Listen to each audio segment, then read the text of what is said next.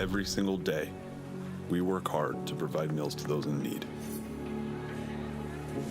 In our community, too many people face hunger and uncertainty, but you have the power to change that. Your generosity can transform lives. Provide a meal, be the hope.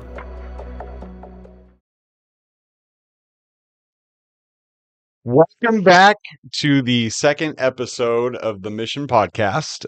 Scott, where was I in the first episode? Like, I didn't get the first episode? I'm glad you asked. You were actually in Disneyland. Oh, Well, we were all over here working where hard. happiness is made. It is. It is. Awesome.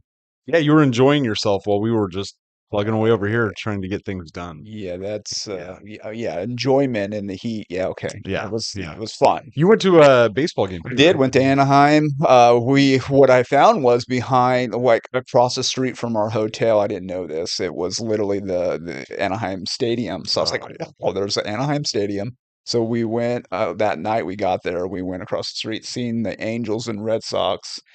And of course, I could have picked any seats in the whole stadium. Got good seats, but the sun was just beating down on us. And yeah, I love paying $75 for a hot dog and a soda. Who doesn't? I mean, just kick off my vacation by spending more money. But no, we had a fun time, and good to be here with you, Scott. That's awesome. So, for those of you who tuned in last week, we had Zach here. I don't know if you were able to watch it I while you were did on see vacation. some of it. Yeah, no, I'd seen it pop up. Yeah. So Zach was able to share a little bit about just the program as a whole and what to expect for people if anybody wants to send somebody down here, what that looks like. But today is going to be a little bit different. We're going to talk about some of the things that the Modesto Gospel Mission has done as a whole, what we've been able to accomplish. Moving forward, Jason's going to be your main host. He's going to be the guy. I'll be here for some of them. I'm actually I'm blessed to be able to go on sabbatical starting tomorrow. We have pastors coming in. We too. got Yeah. pastors So, like, coming. we got community members. Yeah. You know, Modesto is a great city, and people are really invested in Modesto. And we have some great people that we want to hear from different outlets of Modesto. Of like, what is homelessness? Everybody, it affects everybody, Yeah. sometimes in their families. So, really looking forward to having conversations that are difficult to have, Yeah. but bridging that conversation around our community and how we can make it better. So, yeah. And to that point, we want to hear from you too. What is your take on homelessness here in our community? Have you seen any? They just released the point in time count. Yeah, and maybe if you want to be on our podcast Yeah. and you're like watching, like, hey, I'm going to be on a podcast, let us know. Drop us a comment. We'll get a hold of you. And Yeah. we'll have you on the podcast because, like hearing from a lot of different aspects around this Yes. and how we can tackle this together as a community. Yep. Because Modesto is special. I really believe that as a community, we really do a lot to help bring and bridge those that are unhoused. Yep. Well, with that, I mean, let's kick it off. So, Jason, I know we've had a lot of update. I've been here for 7 years. I have Yeah. never seen so much growth in anything I've ever been a part of until this. So, Yeah. why don't you break some of that down for Yeah, us? so you've been here 7 years. I've been here almost 20 years. So really, God has, and I want to make sure that He gets the glory because, like, it's obvious as we speak about like the growth of the mission. I've seen so many different stages of ministry here. Business, even if you talk about the business and we talk about the programs, just different stages. I've seen it have highs and lows, and we are definitely in a moment where God is moving our tent pegs and expanding our territory, and it has come in so many different fashions. One of those great things, Scott, is Hope Works. Yeah. Hope Works was this program before Hope Works was the Downtown Streets team, and they made a great impact in this community. They were in the yellow shirts, cleaning up debris in our city, and they were a part of this community for 6 or 7 years. And they just had to basically, as an organization, decide it was time to kind of fold up because of certain political things and financial things from the state level that they just couldn't perform anymore. And that's when the city called us and said, hey, would you guys be willing? And I think as a Modesto Gospel Mission, we're willing, Scott. Yeah. It made me think about I was in Santa Cruz like I think 2 weeks ago. Yeah. I'm driving down. It was Ocean, and on the left there was a Downtown Streets team building. Oh, yeah. Okay. Boarded up. Yeah. And I thought, man, So this is really affecting everybody, and it's just an empty building. You know what's cool is I think out of the 16 counties the Downtown Streets team performed, we're the Modesto and Stanislaus County were the only ones that salvaged this program Wow. to date that I know of. Yeah. You know, and it's super cool. So, talk a little bit about HopeWorks, like from that angle, and I'll chime in. I don't want to Yeah. be the one talking all the No, time, no, but no. like, Yeah. HopeWorks to me, I mean, when we first kind of launched this thing, I was confused, because I think I never really understood what Downtown Streets team meant, hey, Scott, let me interject. Yeah. In 2017, were you or 18? Were you might not have been I here. started in 19. Okay. Was you here when I had it was called the Downtown Disciples? Yep. Remember that? I do. So before the Downtown Streets team, I had that like a Downtown Disciples, which they had vests Yep. and they were going to be downtown and we worked with Domo. So like it wasn't outside of my reach of vision. But when the Downtown Streets team came, I said, well, there's no reason to duplicate services. So go ahead and finish. But that was on the horizon at some point in my thought process. Like, that's a cool little program. Oh, So, yeah. Well, and anything that beautifies our streets, especially, and just to kind of like, hey, let's keep it real. A lot of times with homelessness comes, they don't have a place to live, and so their Yeah. belongings are all on the streets, right? Yeah. And so if we're just being honest here, and so part of what we do before was by getting people off the streets. It helps to beautify the streets a little bit so that belongings aren't everywhere. But then getting to come through and clean up those streets, Yeah. and I didn't realize the impact that had. Yeah. Uh, The trash that we oh pick my up. gosh. Like going back to my trip from Modesto to Anaheim. Yeah. Like one of the things you see is like trash on the highways.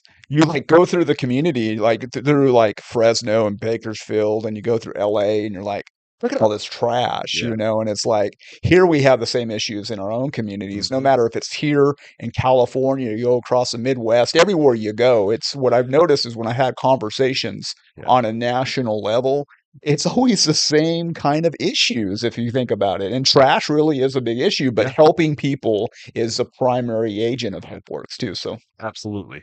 And so to go further, with HopeWorks in Downtown Streets team, Yeah. I was in downtown, and I forever thought Downtown Streets team just went downtown and just serviced the downtown area. yeah, I didn't realize, and then I start driving down McHenry, yeah, and I see our blue vets yeah. up and down Yeah, McHenry. no, we're all over the everywhere. place. Yeah. Yeah, So we get to kill two bones in one stone, two birds in one stone. We get to pick up trash and we get to help people Yep. in a workforce development component. So let me unpack HopeWorks. So HopeWorks isn't just like volunteers out there. HopeWorks is these individuals are getting minimum wage, 10 to 15 hours to work in that area of litter abatement, weed control in the city, and that's super Oh exciting. yeah. And not only do we have like just a group, we have 50 right now, Oh my Scott. gosh. 50 individuals who have taken that first step. And if you don't know homelessness, me and Scott, we both know homelessness because we both lived experience. So before here, I'm born and raised in Modesto. Yep. Age 24, I end up on the streets of Modesto homeless, not because like of economic reasons, because I chose to live the wrong lifestyle. Yeah. And God's grace, it was sufficient. Well, these individuals are battling those same things, not the same story, but the same thing. And to give them an opportunity to get back on track, that's what HopeWorks is all about. Yeah. No, you hit it on the head there. So Yeah. we've seen stories after Yeah. stories of, and listen, we got this program, not to go too much before we rotate, but we have 50 individuals, all get a minimum wage. We got word of this program in like September, October. Yeah. We begin the City of Modesto, United Way, Modesto Gospel Mission come together. January, we launched Active Cruise, and only 6 months into a program, we have 50 individuals mobilized throughout the city, Man. tackling one of the bigger issues of making our city better and more beautiful, Yep. and at the same time helping. And if I'm not mistaken, they picked up like tons Oh, it's too upon much tons. trash. Yeah, I Yeah. mean, it like a month and a half ago, it was they had picked up 4 tons of Yeah, trash it's a so lot far, of and trash. that was like before we had 50 people. So Yeah, so that program is really one of our newest yeah, programs. So if you see individuals with blue vest, Hope Works, know that that is a partnership with the city, the Modesto Gospel Mission. You know, honk your horn, let them know yeah, you're out there. That would encourage them to know what they're doing. So super excited to know that that program is starting to be a part of the Gospel Mission. yeah, yeah. So we have Hope Works. What else? Oh What man, else? we didn't stop there. No. Like one of the reasons we're doing this podcast, because sometimes you need to stop and think, what have we accomplished through the Lord, but also through just our ability to seize the moment and expand. Mhm. You know, and that's where Hannah's house, Yep. which we knew as a community that there wasn't enough room for women and kids. Like when the institution was built in the '90s, when the establishment, it was a lot of men homeless. Well, we've seen that shift and change throughout the seasons. Now, a lot of women also are becoming homeless. It's not necessarily a 50-50 split, but it's like a 60-40. Yeah. It's right around there with the point in time count. So we didn't have enough work for that's where enough room for women. That's where Hannah's house came into it. So like that has been an established program for what now, a year and a half. Yep. And like what makes that, even when I show it off, it's like when you walk in, it feels like home, Yeah. Scott. You know, a lot of times when you're dealing with shelter, it feels like an institution. And sometimes that's the way it is, but with Hannah's house, it feels like home, meaning every single one of those women with kids are feeling like when they walk through that door, they walk into their own home. Yeah. If you haven't seen it, I would love to show it to you because Yes. I've seen tears roll down donors and volunteers' eyes walking into there and saying, "Oh wow, this is really nice." So Hannah's house is super cool. I think right now we have close to 35 women in program, 40 women up to capacity of like 65 for that Nice. area, and then from that we were able to finish that program. Women with kids is another area for, so women with kids can come in. They have their own rooms, and we've seen reunification happen. Yeah. Meaning, like kids are with grandma, or Mhm. kids could be even maybe have a CPS case going on. They don't feel comfortable kids being in like an institutional shelter. They walk into Hannah's house and they're like, "Yeah, we'll allow the kid to come here," Yep. and that is just super super cool. Oh yeah. And then they added, like, we had a playground that we weren't gonna do, but then they busted all the concrete up, and I was like, "Oh, I don't think they were supposed to bust that concrete up, but they've done it already. Okay, it's gonna be," and we were able to accomplish that. One of the most beautiful playgrounds I've ever seen that Oh will yeah. be a part of the mission for a long time. Those kids being able to go out there and be able to see that playground and stuff like that. And then on top of all of that, this was a phased out approach, Scott. If you remember, Yep. we were going to do Hannah's house, the program. We were going to wait on the playground, and future, like 3 to 4 years, we were maybe thinking about doing the warehouse space. So that you can visualize it. Uh, Hannah's house was the old interfaith building that had been there. And that building, it was configured as like 4,000 square feet of warehouse space and like 3,000 square feet of office space. So we demoed the office space for Hannah's house. And then we still had about 3,500, don't quote me on the square footage of the warehouse space that we were going to future to be able to expand out there. Well, within like the matter of Hannah's house opening and the response of the community with Hannah's house, we were fully able to pay off that building and fully fund the construction of that, where we weren't in debt Yeah. of that, which opened up the playground. And we did a special event, and that was basically the donations, the donors, the community responded with having enough funds to do the playground, Yep. which opened up the expansion part that was supposed to be later on. And then we're currently in that. And I did a video of that a couple weeks ago of showing the progress. And that's going to be completed probably by the end of the month, which is more transitional housing Yes. and women who are coming from the hospital being able to be discharged to a safe spot to recover from whatever they're dealing with. So So, real quick, you had mentioned 35, 40 women in program, but Mhm. capacity for up to 60. So, what Yeah. is the importance of that expansion? You'd mentioned transitional housing, Yeah, right? so the important, like, when I say 35 women, most of it's women with kids in program. Like, Yeah. we don't normally see that. Like, when you have kids and you're trying to get your life together, you don't see a program that will help steward the family together. So that's where 35 women, some of them might have a kid or two. So they're all together. There's probably like 50, 60 people in Yeah. there. It's probably a full building. What we want to do here is we want to make sure that we're not just giving them a program, but we are walking these next 5 years in their life and journey and being able to help support them. Yeah. So that's where the other added capacity of transitional housing, meaning there's a continuum of care. So after they get to a certain spot, they can transition in transitional housing for a year. And that will roll into other things that we're going to discuss, as that we want to hold and steward them, because what we've noticed is it's good to provide a 12-month program, Yeah.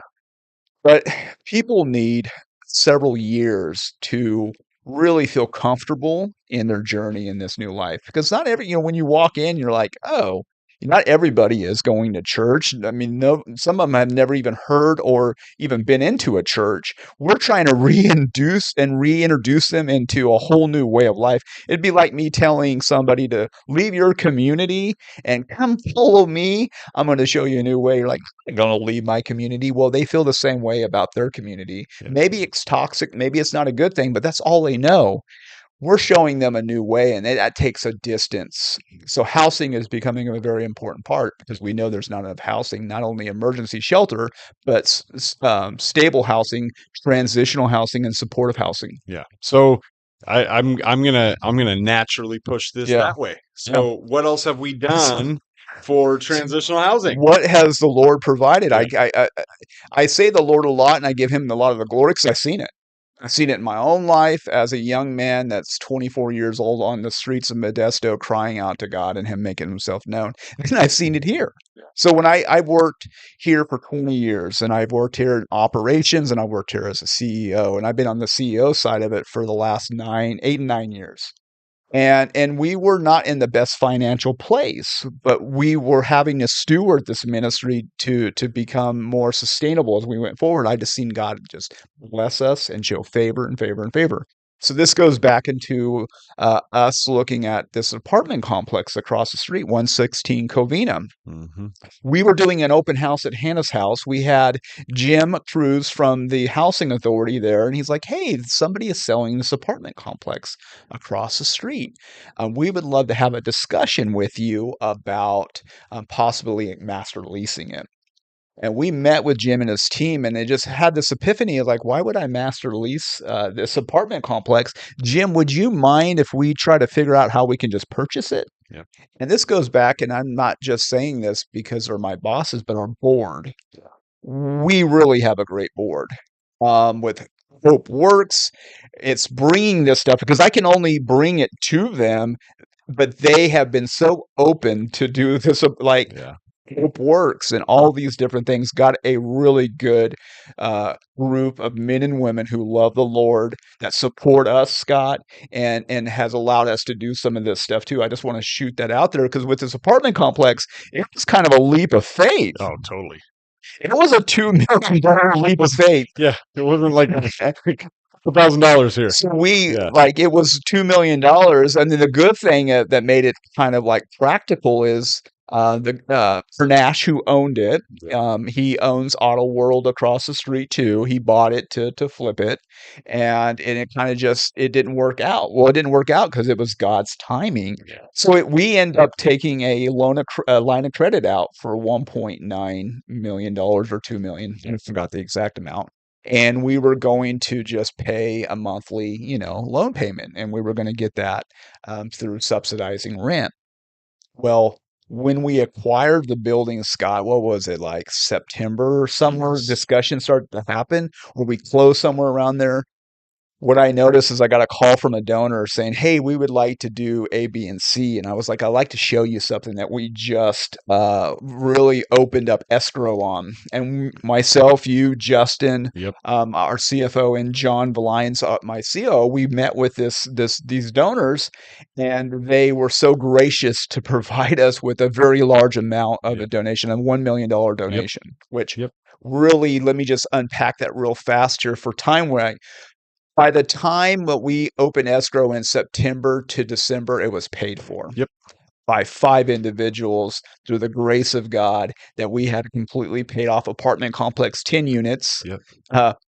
When it was not only 10 units that we just purchased and took on, these units before we purchased, they were all remodeled And furnished. and furnished. Nobody was living in them because they were Airbnb'd. Yeah. So we didn't have to displace somebody. Yeah. And right now, all of them are full with men and women who are getting back on track for 2 years aftercare program. Yeah. And I can't say just how much I've seen God just move in the hearts of this community to make things like this. And one thing I'll say before we move on is I've now become comfortable in my journey with God and my calling in God. Why?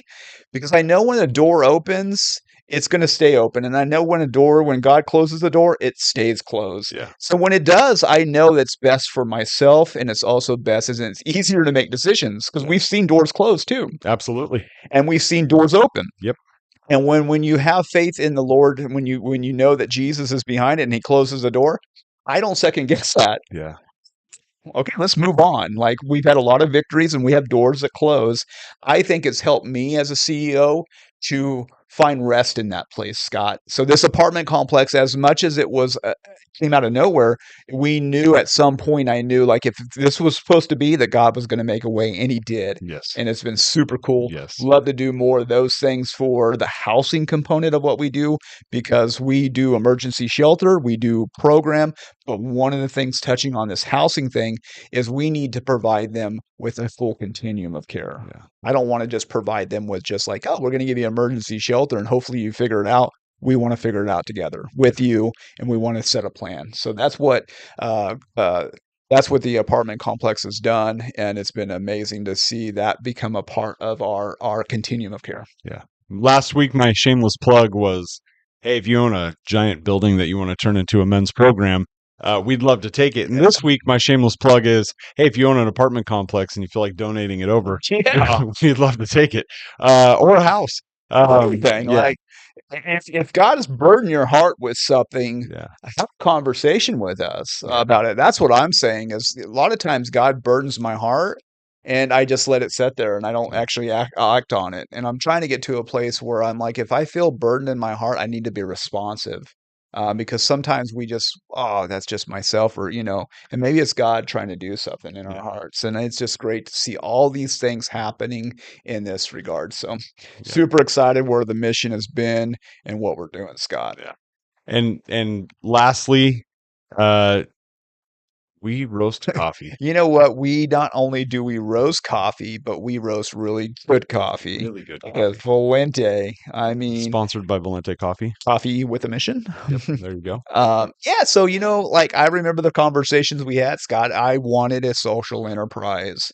It was a part of having a workforce component that had a program that was going to help install traits into individuals, whether it be like business traits or just something to immerse somebody's life in, other than just cleaning a facility, if that makes sense. You came to me and you're like, hey, my buddy, I believe in another country, roast beans. And I was like, cool, like roasting beans. That's not what I was thinking, but like, that's interesting. And I think we were going to buy a barbecue maker. Barbecue pit for the donation dock. And for the donation dock, my board, again, we have a great board. I really genuinely say that because we brought them a proposal like, how do we do it the right way? Yeah. And that's when we decided to put some of our own funding into this to start Valente Coffee. And now it's been 2 or 3 years that we've been actively doing this. Yep. 3, almost 4. Yeah, 4 years. Made a lot of mistakes. Learned. Yep. Learned a lot from it. I know more about coffee than I should. But Valente really is an instrument for these individuals, men and women, to really get plugged into a workforce development program that ultimately they're roasting coffee. That's one of the things. We are actively taking green beans, which is like what a fruit, Scott? Yep, it's a Like a fruit. fruit. I didn't know that. No, Yeah. that's like I said, I know too much about coffee. Yeah. And they're roasting it, packaging it, and then we have a barista side. So we actually have a car at 1010 10th Street, which is a city county building. When you walk in, Valente, we partner with Altos. Yep. They're serving our coffee. Bake Shop Bake shop. is serving, so Bookish. Shelter Cove, Yep. House Church, Celebration Center, all of these different dynamics of the community purchasing our coffee. But one of the things that I've seen is our men and women in our program getting involved in Valente and watching them learn that customer service Yes. aspect of engaging with people again and looking them in the eye and smiling. And that's one thing that's transferable from Valente to anywhere is customer service. It's knowing how to have a conversation, how Yes. to work with people. Yep. I learned cool skills too, like roasting coffee and how that roast profile and how that works, and like the shipping and the logistics of packaging, all of the customer service aspect, even pouring shots. I mean, I was a barista at Celebration Center for 3 years on And Sundays. hopefully at your new church you will be Yeah, I mean, speaking it's that into existence. so I just like, I worked on that, and it was cool to be in that role and to work alongside our men and women in our program because I really got to know them. Yeah. And that's what it's all about is people. Yeah. And the more that I grow in Christ, the more that I've learned that it's not about me. And that's the thing we all can learn. It's like I'm just as selfish as the next person. But I need to really chisel that away because it's about that person in front of me. So working with all these individuals and seeing all the people come up and my engagement with these individuals was really the best part about me developing as a leader and as a man of God. It was to say, man, how can I hear you? And it was me not talking more, but listening more to these individuals that I was working with because I was working alongside men and women in our program on Sundays at Celebration Center. And that was something that really hit home to me. So we do run a little business out of the Modesto Gospel Mission called Valente. We had great support from the Community Foundation. Yep. The Porges Foundation, the Olson Foundation came in with sizable grants to help pay for staff, to help support us. La Marzocco. Yeah. The company that makes the machines even came through. Yeah. And Coffee Wrangler, Tony Serrano, came in and helped us in the beginning stages when we had no clue. Would just say, "How do you do this?" and was able to guide us. So Valente is a fantastic opportunity for us to showcase a social enterprise workforce development program alongside Hope Works, and to be able to train men and women on how to engage in the community and how to run a little business like that. So if you like good coffee, and I don't know if you've been to Costco, but I recently been to Costco, and I wouldn't say this, but I had to buy a bag of coffee. I know I did. My coffee maker, my spin, it broke. Oh no, it went out. It went out. You got a lot of I did. Okay. So I just bought a $29 coffee maker, and I had coffee because I buy Valente coffee. I have a 2-pound bag. I buy it from Valente, but I had to buy a cup of coffee, a bag of coffee. I didn't realize how expensive coffee has gotten over the course of the last couple years, and I was like, oh my goodness.